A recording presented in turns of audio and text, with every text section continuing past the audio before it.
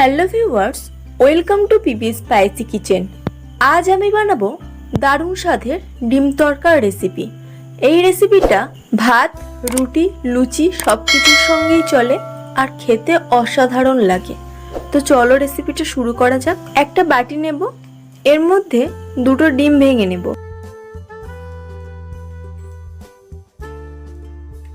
ডিমের মধ্যে দেব স্বাদ মতো লবণ আর দেব সামান্য একটু হলুদ গুঁড়ো। এবার ডিমটাকে ভালো করে ফেটিয়ে নেব।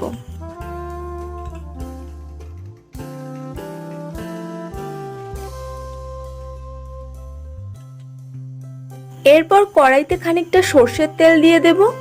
তেলটা ভালো করে কড়াইয়ের চারিদিকে লাগিয়ে নেব। তেলটা গরম হয়ে এলে এর মধ্যে ফেটিয়ে রাখা ডিমটা দিয়ে দেব।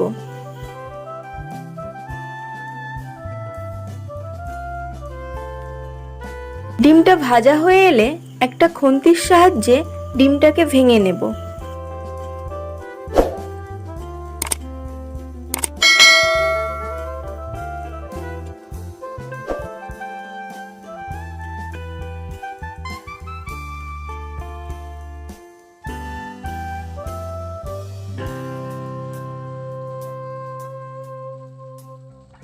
এরকম ভাবে ডিমটা ভেঙে ঝুড়ো ঝুড়ো করে নিয়েছি। এরপর ডিমটাকে তুলে নেব।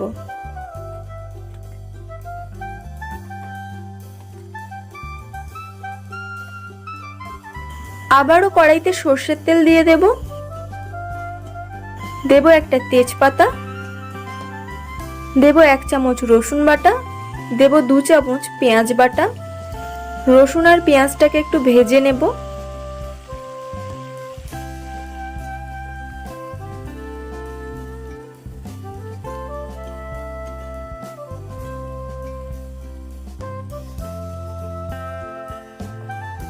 দিয়ে দেব দুটো লঙ্কার পেস্ট আর দেব 1 চামচ আদা বাটা।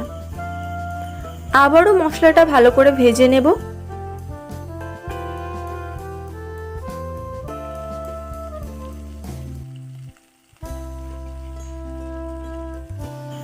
এরপর দিয়ে দেব টমেটো কুচি। এখানে আমি দুটো টমেটো কুচি করে নিয়েছি। সব মশলাগুলো ভালো করে একটু ভেজে নেব। এরপর দেব সেদ্ধ করে রাখা আলু। এখানে আমি 4 থেকে 5টা আলু কেটে সেদ্ধ করে রেখেছিলাম, সেটাই দিয়ে দিলাম। এরপর মশলার সাথে আলুটাকে ভালো করে মিশিয়ে নেব।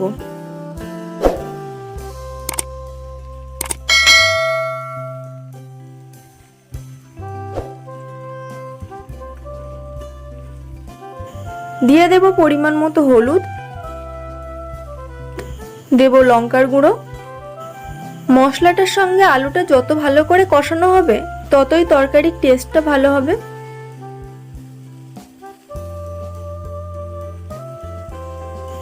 আলুটা কষিয়ে নেওয়ার পর দিয়ে দেব পরিমাণ মতো জল।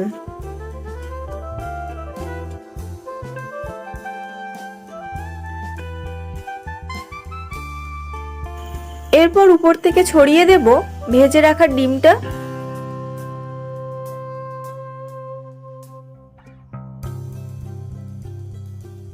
দেব স্বাদ মতো লবণ।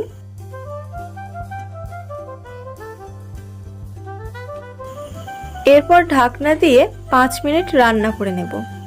যেহেতু সেদ্ধ আলু তাই বেশিক্ষণ রান্না করতে লাগবে না। ঢাকনা খুলে একটু নেড়ে চেড়ে দিয়ে কয়েকটা আলু ভেঙে দেব, যাতে তরকারিটা গ্রেভি গ্রেভি হয়। উপর থেকে ছড়িয়ে দেব কিছু ধনেপাতা আর দেব গরম মশলা। এবার ভালো করে নেড়ে চেড়ে নিয়ে নামিয়ে নেব।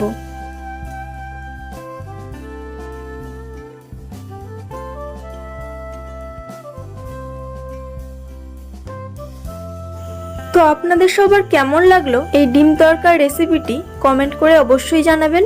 ভালো লাগলে একটা লাইক, আর আমার চ্যানেলে যারা নতুন তাদের কাছে অনুরোধ চ্যানেলটিকে সাবস্ক্রাইব করার। সবাই ভালো থাকবেন। আবার ফিরবো নতুন কোনো রেসিপির ভিডিও নিয়ে।